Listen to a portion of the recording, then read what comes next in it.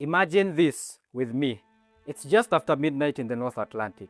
A Russian submarine glides past a corridor of invisible infrastructure for something far more fragile.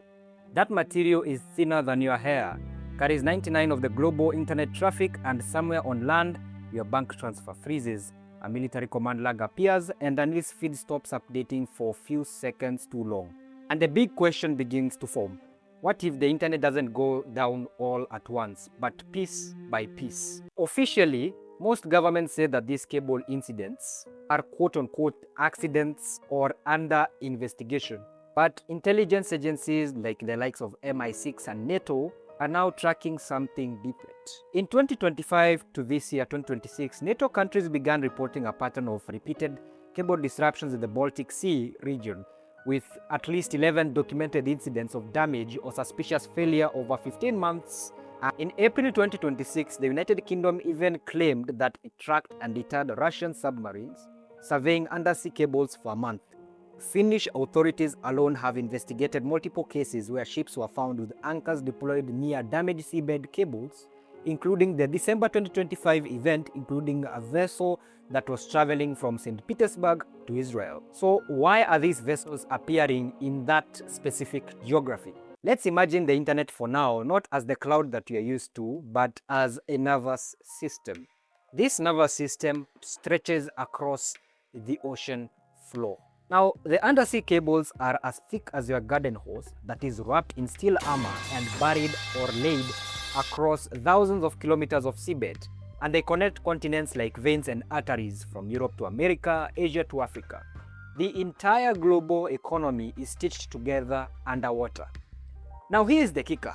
If you damage the few key cables in the right place, you not only break the internet, but you slow, strain, reroute, or destabilize it. Around 10 trillion as of industry estimates in daily financial transactions depend on those cables, and a single cable outage between the continents can redirect up to 30 to 40% of regional internet traffic through alternate routes, creating congestions and delays. And that's where the main issue lies, because nowadays modern warfare aims for friction or attrition. The very same thing is very hard to monitor and attribute. Possibly, what I think it's maybe mostly to international water laws, and it is almost impossible to defend everywhere all at once. On one side, NATO and other naval forces, intelligence agencies, and allies like Britain and Norway created joint patrols deploying at least 13 warships dedicated to protecting undersea infrastructure in the North Atlantic.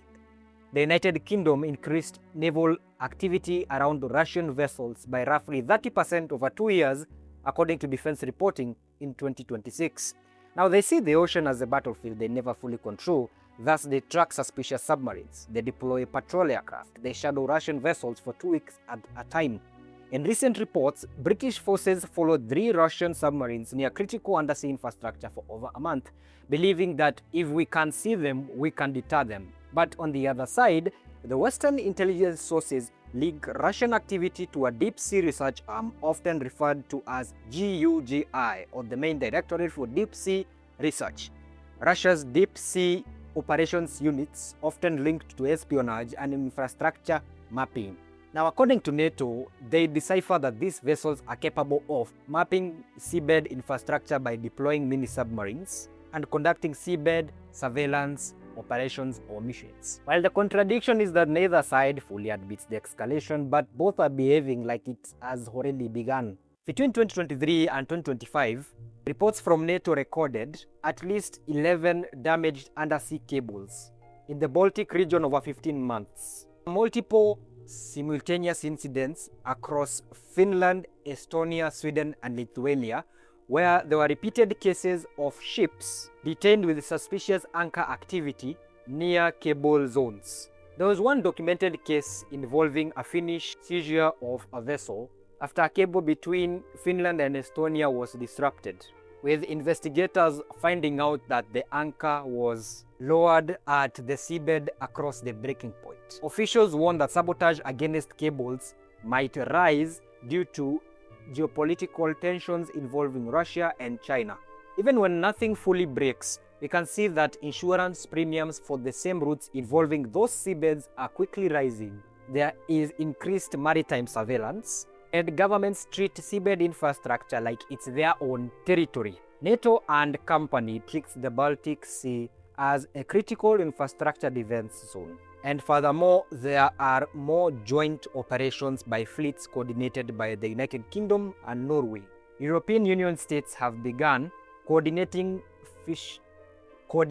ship tracking and vessel deflagging operations.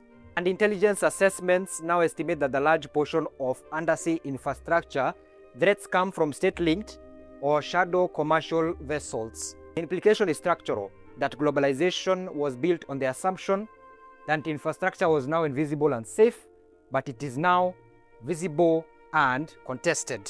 So next time your internet slows down or your headline says undersea cable disruption, what happens when someone learns to pinch it step by step, piece by piece?